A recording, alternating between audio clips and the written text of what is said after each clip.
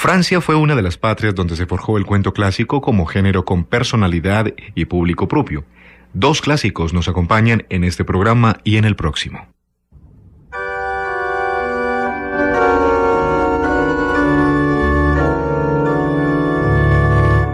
Intersigno de Villiers de l'Isle Adam.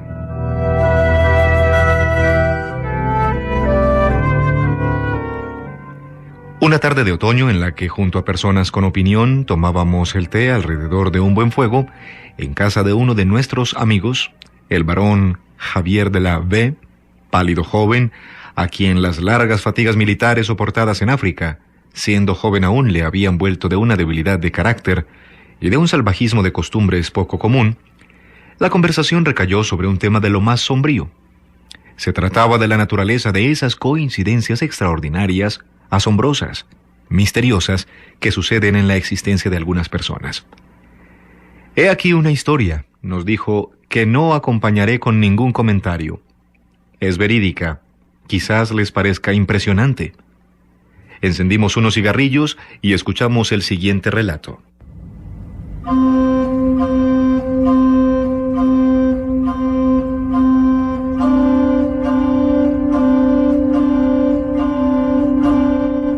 En 1876, en el solsticio de otoño, en ese tiempo en el que el número creciente de inhumaciones hechas a la ligera, demasiado precipitadas, comenzaba a revolver y a alarmar a la burguesía parisina, un cierto atardecer hacia las 8, a la salida de una sesión de espiritismo de las más curiosas, al volver a mi casa me sentí bajo la influencia de ese tedio hereditario, cuya negra obsesión desbarata y reduce a la nada los esfuerzos de la facultad. Por instigación doctoral he tenido que emborracharme en vano, muchas veces, con el brebaje de Avicena. En vano he intentado convertirme bajo cualquier fórmula en quintales de hierro y pisoteando todos los placeres he hecho desaparecer, cual nuevo Robert d'Abricel II, el mercurio de mis ardientes pasiones hasta la temperatura de los samoyedas. Nada ha prevalecido. Vamos, decididamente parece que soy un personaje taciturno y oscuro. Pero ocurre que bajo una apariencia nerviosa yo debo de estar construido, como suele decirse, a cal y canto, puesto que aún soy capaz, después de tantas preocupaciones, de contemplar las estrellas. Así pues, esa noche, una vez en mi habitación, tras encender un cigarrillo con las velas del espejo, me di cuenta de que estaba mortalmente pálido, y me sepulté en un amplio sillón, antiguo mueble de terciopelo granate acolchado, en el que el vuelo de las horas, en mis largos ensueños, me parece menos lento. El ataque de tedio era insoportable hasta el malestar, hasta el abatimiento. Y como ninguna distracción mundana lograba apartarme de tales sombras, sobre todo en medio de las horribles preocupaciones de la capital, decidí como prueba alejarme de París, ir lejos a respirar un poco de naturaleza, entregarme a ejercicios fuertes, a algunas saludables partidas de caza, por ejemplo, para intentar distraerme. Apenas acababa de tener tal pensamiento, en el mismo instante en que me decidí por esa línea de conducta, vino a mi memoria el nombre de un viejo amigo, olvidado desde hacía años. «El abate Maucombe», dije en voz baja. Mi último encuentro con el sabio clérigo databa del momento de su partida para una larga peregrinación por Palestina. La noticia de su retomo me había llegado tiempo atrás. El humilde presbítero vivía en un pueblecito de la Baja Bretaña. ¿Dispondría allí Maucombe de una habitación cualquiera, de un cuchitril? Seguramente. ¿Habría reunido en sus viajes muchos volúmenes antiguos? ¿Curiosidades del Líbano? ¿Los estanques que hay junto a las moradas vecinas esconderían todavía patos salvajes? ¡Qué oportunidad! Si yo quería disfrutar antes de los primeros fríos de la última quincena del mágico mes de octubre, en aquellos rojizos roquedales, si aún pretendía ver resplandecer los largos atardeceres de otoño en las boscosas alturas, debía apresurarme. El reloj dio las 9. Me levanté, sacudí la ceniza de mi cigarro, después como hombre decidido me puse el sombrero, la hopalanda y los guantes, cogí mi maleta y mi escopeta, apagué las velas y salí, tras cerrar cuidadosamente y con triple vuelta la vieja cerradura secreta que es el orgullo de mi puerta. 3/4 de hora más tarde, el tren de la línea de Bretaña me llevaba hacia el pueblecito de Saint-Maur, donde estaba destinado el abate Maucombe. Incluso había tenido tiempo en la estación de expedir una carta escrita a toda prisa en la que prevenía a mi padre de mi partida.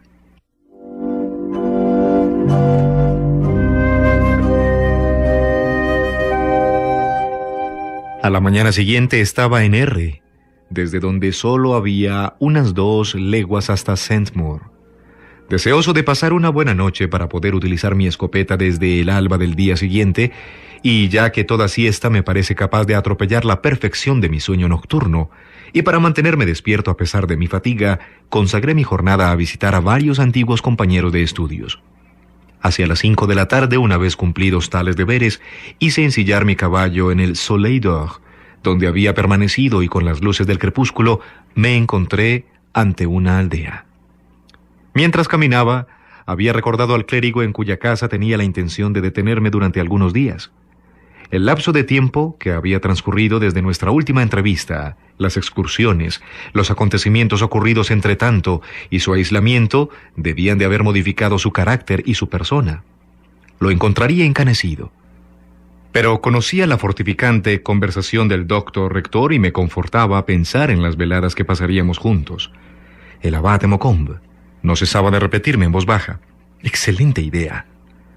Al preguntar por su residencia a los ancianos que apacentaban a los animales a lo largo de las cunetas, tuve la certeza de que el cura, como perfecto confesor de un Dios misericordioso, había ganado profundamente el afecto de sus feligreses, y cuando me indicaron el camino del presbítero bastante alejado de la manzana de casuchas y chamizos que constituye el villorrio de Saint-Maur, me dirigí hacia allí. Llegué. El aspecto campestre de la casa, las ventanas y sus celosías verdes, los 3 escalones de asperón, las hiedras, clemátides y las rosas de té que trepaban por los muros hasta el techo, de donde salía, por un tubo en forma de veleta, una pequeña humareda, me inspiraron ideas de recogimiento, de salud y de profunda paz. Los árboles de un prado vecino mostraban, a través de las cercas de un vallado, sus hojas enmohecidas por la exasperante estación. Las 2 ventanas del único piso brillaban a la luz de occidente. Entre ellas mediaba una hornacina donde estaba situada la imagen de un santo. Silenciosamente eché pie a tierra. Até mi caballo al postigo y levanté la aldaba de la puerta mientras lanzaba una mirada de viajero al horizonte a mi espalda. Pero este brillaba de tal forma por encima de los lejanos bosques de encinas y de pinos salvajes, donde los últimos pájaros volaban en el atardecer. En la lejanía, las aguas de un estanque cubierto de cañas reflejaban tan solemnemente el cielo. La naturaleza estaba tan hermosa entre esos aires calmados, en ese campo desierto, en ese momento en el que el silencio cae, que sin soltar la aldaba suspendida en el aire, enmudecí. «Oh tú», pensé, «que no encuentras el asilo de tus sueños, y para quien la tierra de Canaán, con sus palmeras y sus aguas vivas, no aparece en medio de las auroras, tras haber caminado tanto bajo duras estrellas, viajero tan alegre al partir y ahora ensombrecido, corazón hecho para otros exilios que estos, cuya amargura compartes con malvados hermanos. Mira, aquí puede uno sentarse en la piedra de la melancolía. Aquí los sueños muertos resucitan, precediendo los momentos de la tumba. Si quieres tener un verdadero deseo de morir, acércate. Aquí la visión del cielo exalta incluso el olvido». Yo me encontraba en ese estado de laxitud en el que los sensibilizados nervios vibran a la menor excitación. Una hoja cayó a mi lado, su ruido furtivo me estremeció, y el mágico horizonte de esa tierra entró en mis ojos. Me senté solo delante de la puerta. Tras algunos instantes, como la tarde comenzara a refrescar, volví a la realidad. Me levanté apresuradamente y retomé la aldaba de la puerta contemplando la risueña casa.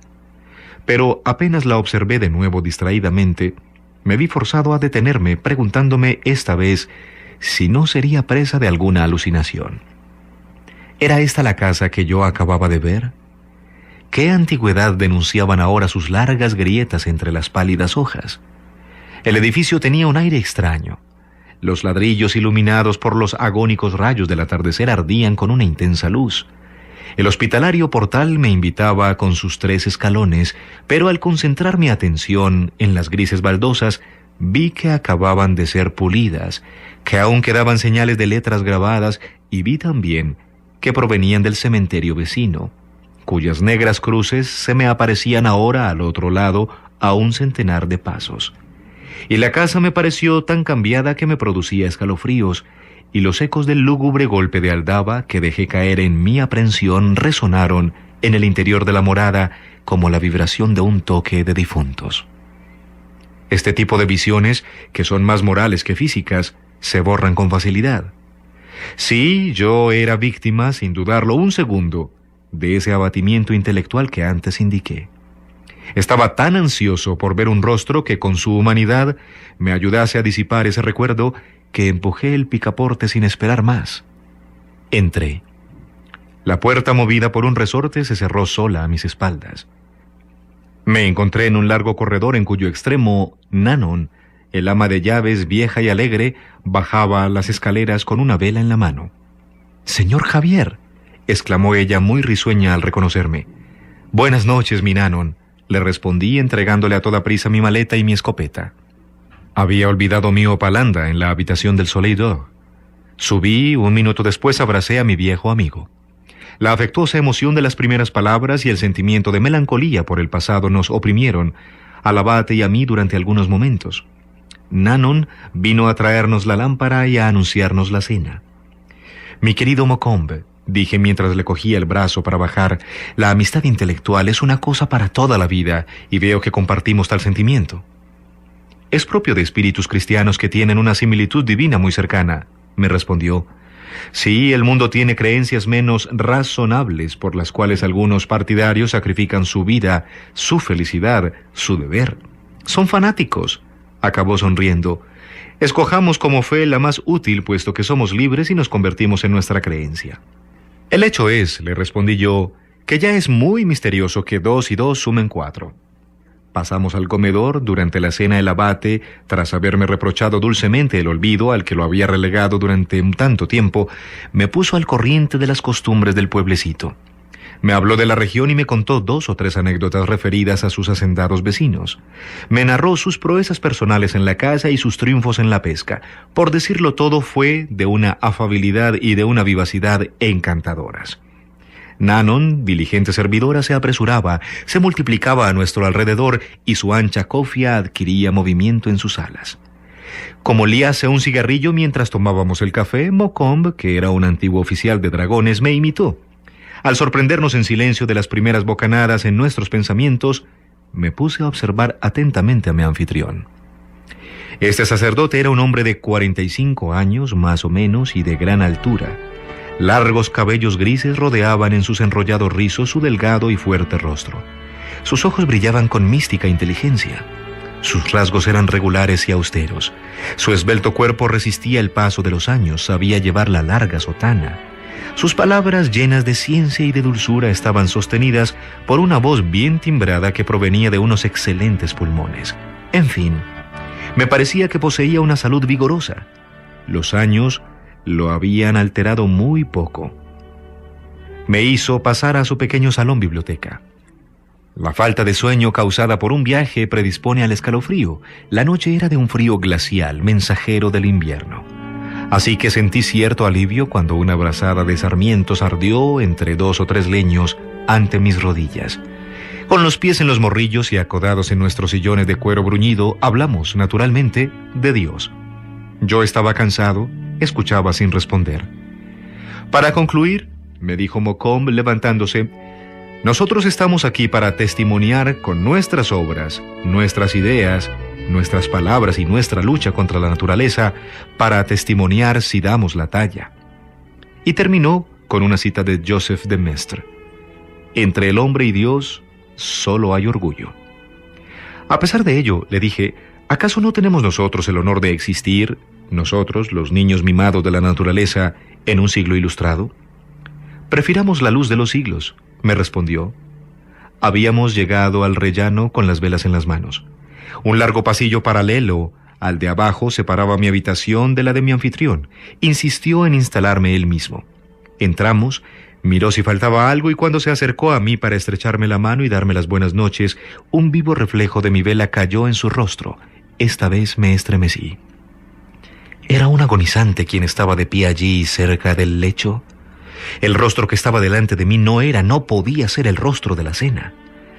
O al menos, si lo reconocía vagamente, me parecía que no lo había visto realmente, sino en ese momento. Una única reflexión me hizo comprender. El abate me producía, humanamente, la segunda sensación que por una oscura correspondencia su casa me había hecho sentir. La cabeza que contemplaba era grave, muy pálida, de una palidez mortal, y las pupilas estaban cerradas. ¿Había olvidado mi presencia? ¿Rezaba? ¿Por qué se mantenía así? Su persona estaba revestida de una solemnidad tan repentina que cerré los ojos. Cuando los volví a abrir un segundo después, el buen abate estaba todavía allí, pero ahora sí que lo reconocía. En buena hora, su amistosa sonrisa disipaba en mí cualquier preocupación. Aquella impresión no había durado tanto como para hacerle una pregunta. Había sido una aprensión, una especie de alucinación. Maucombe me deseó por segunda vez buenas noches y se retiró. Una vez solo pensé, un sueño profundo, eso es lo que necesito. Excitado pensé en la muerte, encomendé mi alma a Dios y me metí en la cama. Una de las particularidades de la extremada fatiga es la imposibilidad de conciliar el sueño inmediatamente. Todos los cazadores han sentido lo mismo, es algo notorio. Yo esperaba dormir rápida y profundamente, tenía puestas grandes esperanzas en una buena noche, pero al cabo de 10 minutos me fue preciso reconocer que el nervioso malestar no se dejaba adormecer. Oía tic-tacs, breves crujidos de la madera y de las paredes, sin duda relojes de muerte. Cada uno de los imperceptibles ruidos de la noche se correspondía en todo mi ser con una descarga eléctrica. Las negras ramas se agitaban con el viento en el jardín. A cada momento briznas de hiedra golpeaban mi ventana. Tenía un sentido auditivo comparable al de la gente que muere de hambre. He tomado 2 tazas de café, pensé, eso es. Y apoyándome en la almohada me puse a contemplar obstinadamente la luz de la vela colocada encima de la mesilla cercana. La miré con fijeza, por entre las pestañas, con esa intensa atención que la absoluta distracción del pensamiento da a la mirada. Una pequeña pila de agua bendita de porcelana coloreada, con su rama de boj, estaba colgada en la cabecera de mi cama. Mojé mis párpados con agua bendita para refrescarlos, luego apagué la vela y cerré los ojos. El sueño se acercaba, la fiebre se apaciguaba. Iba a dormirme. 3 golpecitos secos, imperativos, sonaron en mi puerta. Me dije sobresaltado. Entonces comprendí que mi primer sueño ya había comenzado. Ignoraba dónde me encontraba. Me creía en París. Algunos reposos producen esa clase de ridículos olvidos. Al haber perdido de vista casi inmediatamente la causa principal de mi despertar, me estiré voluptuosamente en una completa inconsciencia de mi situación. A propósito, me dije a mí mismo de pronto, «¿Pero han llamado? ¿Quién puede ser?» En esa parte de mi frase vino a mi memoria la confusa y oscura noción de que ya no estaba en París, sino en un presbiterio de Bretaña en casa del abate Maucombe. En un abrir y cerrar de ojos me encontré en medio de la habitación. Mi primera impresión, al mismo tiempo que la del frío en los pies, fue la de una viva luz. La luna llena brillaba frente a la ventana por encima de la iglesia y en el suelo, por entre las blancas cortinas, recortaba su ángulo de llama pálida y desierta. Era medianoche. Mis ideas eran mórbidas. ¿Qué sucedía? La oscuridad era extraordinaria. Cuando me aproximaba a la puerta, un rayo de luz que surgía del ojo de la cerradura cayó en mi mano y en mi manga. Había alguien detrás de la puerta. Realmente habían llamado. Sin embargo, a 2 pasos del pomo me detuve. Una cosa me parecía sorprendente: la naturaleza de la luz que corría a mi mano. Era una luz helada, sangrienta, que no iluminaba. Por otro lado, ¿cómo podía ser que no viera ningún rastro de luz bajo la puerta en el corredor? En verdad, lo que surgía del ojo de la cerradura me producía la impresión de la mirada fosforescente de un búho. En ese momento, fuera, el carrillón de la iglesia, en medio del viento nocturno, dio la hora.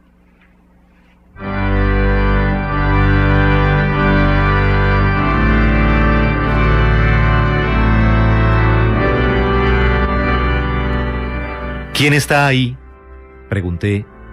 La luz se apagó.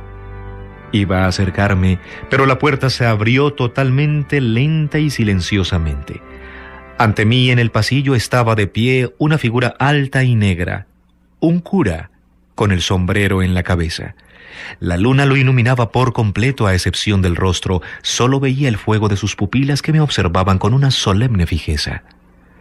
Un halo del otro mundo envolvía al visitante, una actitud oprimía mi alma. Paralizado por un terror que instantáneamente llegó al paroxismo, contemplé en silencio al desolador personaje. De pronto, el cura alzó el brazo lentamente hacia mí. Me mostraba algo pesado y vago. Era una capa, una gran capa negra, una capa de viaje. Me la tendía como si me la ofreciera. Cerré los ojos para no verlo. ¡Oh, no quiero verlo! Pero un pájaro nocturno con un espantoso grito pasó entre nosotros y el viento de su aleteo al rozar mis párpados me hizo reabrirlos. Percibí que volaba por la habitación. Entonces, y con un estertor de angustia porque las fuerzas me traicionaban impidiéndome gritar, cerré la puerta con mis 2 manos crispadas y extendidas y eché violentamente el cerrojo, frenético y con los cabellos erizados. Cosa extraña, me pareció que todo lo sucedido no provocaba ningún ruido. Era más de lo que mi organismo podía soportar.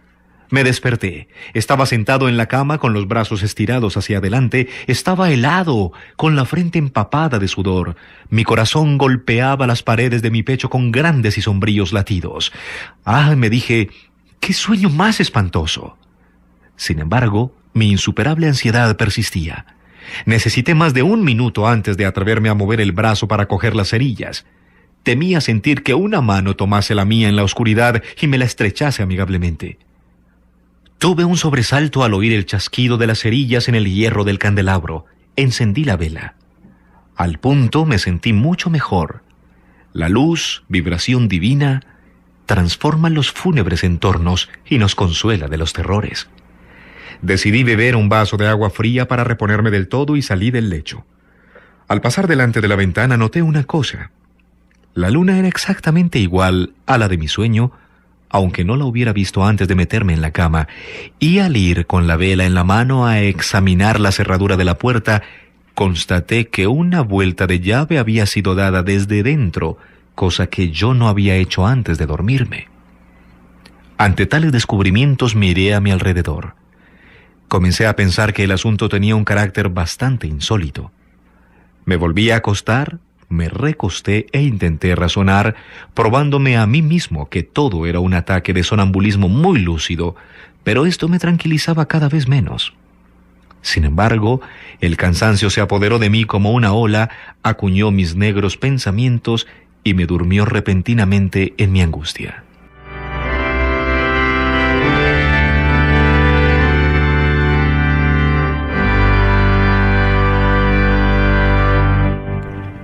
Cuando desperté, un sol espléndido iluminaba la habitación. Era una mañana radiante. Mi reloj colgado en la cabecera del lecho señalaba las 10. Porque ¿hay algo mejor que el día, el sol radiante para reconfortarnos? Sobre todo cuando se siente el exterior embalsamado y el campo lleno de una fresca brisa en los árboles, y las espinosas malezas, las cunetas cubiertas de flores totalmente húmedas por el rocío de la aurora. Me vestí a toda prisa, sin acordarme del oscuro comienzo de mi última noche. Totalmente recuperado por reiteradas abluciones de agua fría, bajé. El abate Maucombe se encontraba ya en el comedor. Sentado ante una mesa puesta, leía un periódico mientras me esperaba. Nos estrechamos la mano. ¿Has pasado una buena noche, mi querido Javier?, me preguntó. Excelente, respondí distraídamente, por costumbre y sin conceder la menor importancia a lo que yo decía. La verdad es que tenía apetito, eso es todo. Apareció Nanon trayéndonos el desayuno. Mientras lo tomábamos, nuestra charla fue a la vez profunda y alegre. El hombre que vive santamente conoce la alegría y sabe comunicarla. De repente me acordé de mi sueño. A propósito, mi querido abate, recuerdo que he tenido esta noche un sueño singular y de una rareza, ¿cómo podría expresarlo? Veamos, sorprendente, pasmosa, terrorífica. Juzgue y escoja. Y mientras pelaba una manzana comencé a narrarle con todo detalle la negra alucinación que había turbado mi primer sueño.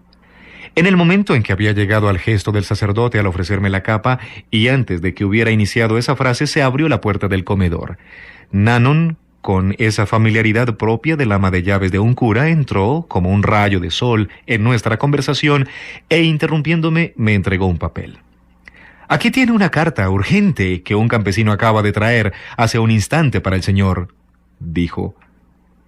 «¡Una carta! ¡Ya!», exclamé olvidándome de mi historia. «Es de mi padre. ¿Cómo es posible? Mi querido abate me permite que la lea, ¿no es cierto?». «Sin duda», dijo el abate Maucombe, perdiendo también la historia de vista y sufriendo magnéticamente el interés que tomaba en la carta. «Sin duda». La abrí. Así, la súbita irrupción de Nanon había desviado nuestra atención. «Vaya», dije, «qué gran contrariedad. Apenas he llegado y ya me veo obligado a partir». «¿Cómo?», preguntó el abate Maucombe, dejando su taza sin beber. «Me ha escrito para que regrese a toda prisa, a causa de un proceso de gran importancia. Esperaba que no se viese la causa hasta diciembre, pero me avisa que se va a ver en la próxima quincena, y como soy el único que puede ordenar los datos que nos harán ganar el juicio, tengo que ir. Vaya, qué fastidio».